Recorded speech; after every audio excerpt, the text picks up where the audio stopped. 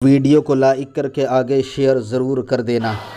آقائے کریم صلی اللہ علیہ وسلم فرماتے ہیں جو رمضان شریف میں گناہ کبیرہ کرتے ہیں، اب گناہ کبیرہ کی بہت بڑی تعریف ہے، اس کو نہیں بیان کروں گا، لیکن جو گناہ کبیرہ بڑا گناہ کرتے ہیں، پہلی بات تو چونکہ میرا مسلک صوفیہ ہے، صوفیہ سے کسی نے پوچھا کہ گناہ بڑا کیا ہے؟ امام غزالی فرماتے ہیں نہ کوئی گناہ چھوٹا ہے نہ کوئی گناہ بڑا ہے، بات تو یہ ہے جس گناہ پر خدا تیری پکڑ کر لے وہی گناہ سب سے بڑا ہے، اور جس نیکی پر خدا تجھے بخش دے وہی نیکی سب سے بڑی ہے۔ کسی گناہ کو چھوٹا سمجھ کے مت کرو، پتہ نہیں وہ کس گناہ پہ ناراض ہو جائے۔ تو اللہ کے حبیب صلی اللہ علیہ وآلہ وسلم فرماتے ہیں جو رمضان شریف میں بڑا گناہ کبیرہ گناہ کرتے ہیں، سال بھر تک فرشتے اس پہ لعنت کرتے رہتے ہیں، اور اگر اسی سال اس کو موت آ جائے،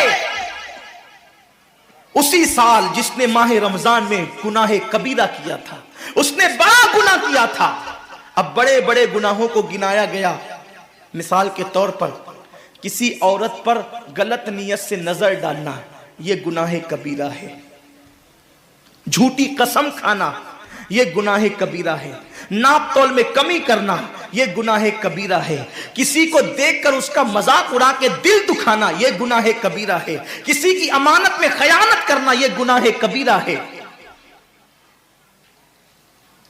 ماں باپ کا دل دکھانا یہ گناہ کبیرہ ہے، کفر کرنا یہ گناہ کبیرہ ہے، بلکہ اکبر الکبائر ہے۔ 70 کی فہرست امام سیوطی نے گنائی ہے، اور پھر 70 کی فہرست گنانے کے بعد فرماتے ہیں 70 پر یعنی 1 2 3 4 والا 70 نہیں، بلکہ اللہ کے حبیب نے یہاں جو 70 فرمایا ہے یہ 70 گنتی والا 70 نہیں ہے، بلکہ کثرت بتانے کے لیے 70 ہے۔ جیسے کہ ہم کہتے ہیں نا میں نے تجھے 50 بار سمجھایا تو نہیں مانا، میں 100 بار تیرے گھر آیا تو نہیں ملا، تو اس کا مطلب یہ نہیں کہ 99 کے بعد ایک جو ملا کر کے آتا ہے وہ 100 نہیں، گنتی کا 100 نہیں، یہاں 100 بتانا کثرت بتانے کے لیے ہے، یہاں 50 کہنا کثرت بتانے کے لیے ہے۔ تو اللہ کے حبیب فرماتے ہیں 70 بڑے گناہ ہیں، یعنی اتنی طویل تعداد میں اتنی کثرت سے ہے بڑے گناہ کہ تم ان کو شمار نہیں کر سکتے، بس اتنا کہ جس گناہ پہ خدا ناراض ہو جائے وہ بڑا گناہ۔ تو جس نے رمضان شریف میں قصدن بڑا گناہ کیا، قصدن، نماز کو چھوڑنا بھی گناہ کبیرہ ہے، نماز کو ترک کرنا بھی گناہ کبیرہ ہے۔ میرے آقا صلی اللہ علیہ وسلم کے دیوانوں، کھیل کود میں وقت کو ضائع کرنا، وقت کا ضیاع، یہ بھی گناہ کبیرہ ہے۔ آقا فرماتے ہیں جس نے رمضان شریف میں گناہ کبیرہ کیا، اس رمضان سے لے کر آنے والے رمضان شریف تک فرشتے اس پہ لعنت کرتے ہیں۔ یہ لعنت کیا ہے؟ لعنت سمجھتے ہیں؟ لعنت کا مطلب یہ ہے جس پہ لعنت پڑی وہ ہمیشہ کے لیے اللہ کی رحمت سے دور ہو گیا۔ انسان کی لعنت کیا ہے؟ انسان کی لعنت، ایک جانور پر حضور علیہ الصلوۃ والتسلیم کسی صحابی کے جانور پر بیٹھے تھے، وہ دھیرے چل رہا تھا، کسی نے کہہ دیا کہ اس پہ لعنت ہو یہ دھیرے چلتا ہے، حضور علیہ السلام نے اس جانور کے نیچے اتر کر فرمایا جس پہ لعنت کر دی گئی میں اس جانور پہ سواری نہیں کر سکتا۔ یہ ایک انسان کی لعنت کا اثر ہے، جس پہ معصوم فرشتے لعنت کرے اس کا انجام کیا ہوگا، وہ بھی 1 2 لعنت نہیں۔ رمضان شریف کو چھوٹا مت سمجھیے، 1 کے 70 پر آپ کی نظر ہے، گناہ نیکیوں کی کثرت پہ آپ کی نظر ہے، گناہوں کی تباہی پہ آپ کی نظر نہیں ہے۔ اللہ کے رسول صلی اللہ علیہ وسلم نے فرمایا جیسے ماہ رمضان شریف میں نیکیوں کا درجہ بڑھ جاتا ہے، ویسے ماہ رمضان شریف میں گناہوں کا بھی معاملہ بڑھ جاتا ہے۔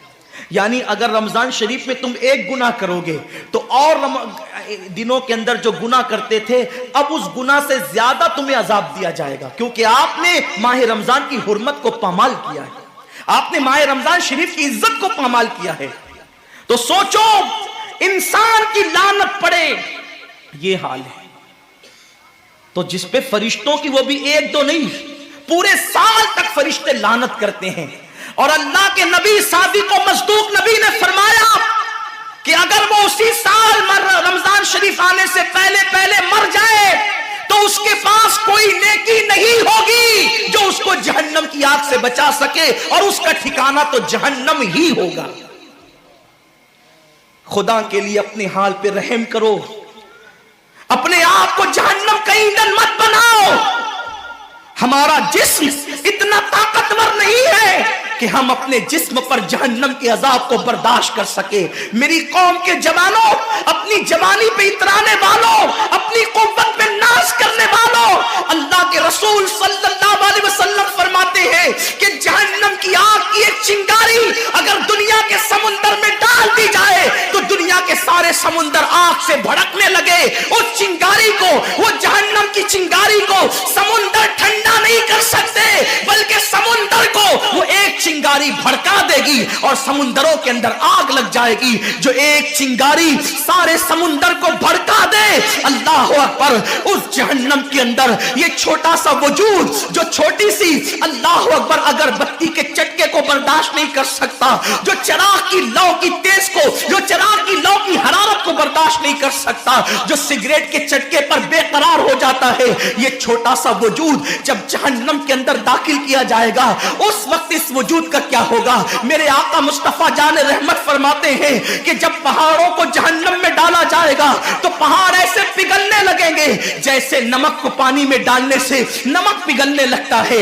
मेरे भाइयों, खुदा के लिए अपने हाल पर रहम करो, अपने आप को जहन्नम का ईंधन मत बनाओ। अल्लाह अकबर, तरावी के वक्त में पैर फैलाकर मोहल्लों में बैठने वालों, रोजों के वक्त में छुप छुपा कर खाने वालों, अल्लाह की गैरत को चैलेंज मत करो।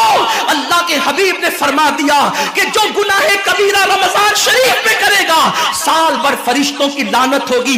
आप कहते हैं मुसलमान कलमा पढ़ता है, मुसलमान नबी का गुलाम है, मुसलमान नबी में जान कुर्बान करने के लिए तैयार है, इतनी मुसीबतों में क्यों है, इतनी तकलीफों में क्यों है, क्यों तबाह हो रहा है मुसलमान? अरे जिस पर फरिश्ते पूरी साल साल लानत करे, वो कौम तबाह न होगी तो क्या होगा? उस कौम के घर न जलेंगे तो क्या होगा? उस कौम की बेटियों की आबरू न लूटेगी तो क्या होगा? वो कौम गुर्बत की चक्की में न पिसेगी तो क्या होगा?